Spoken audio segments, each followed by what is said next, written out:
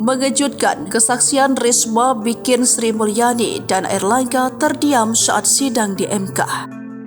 Keterangan yang diungkapkan Menteri Sosial Tri Risma hari ini atau yang akrab disapa Risma ini cukup mengejutkan. Dalam keterangannya, Mensos Risma mengaku tidak mengusulkan bantuan El Nino kepada Kementerian Keuangan yang dipimpin Menteri Sri Mulyani. Hal ini terungkap saat Mensos Risma memberikan kesaksian dalam sidang Mahkamah Konstitusi terkait sidang perselisihan hasil pemilihan umum Presiden dan Wakil Presiden 2024 pada Jumat 5 April 2024. Risma menyebut bantuan itu tidak diusulkan karena tidak mengetahui apakah kondisi keuangan dan ekonomi makro memadai untuk menyebarkan bantuan ini.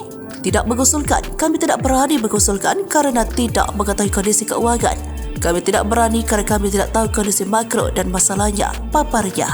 Sebagaimana diketahui, bantuan El Nino diserahkan karena produktivitas pertanian yang menurun akibat fenomena iklim. Namun dalam momen yang sama, Menteri Koordinator Perekonomian Airlangga Hartarto menjelaskan bahwa fenomena ini telah diprediksi oleh BMKG.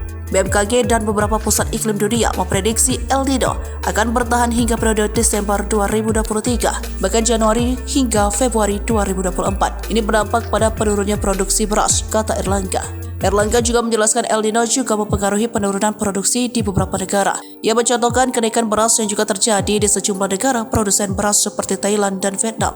Situasi ini pun dikhawatirkan menghantam konsumsi kelompok rentan yang kebanyakan pengeluaran digunakan untuk membeli bahan pakan.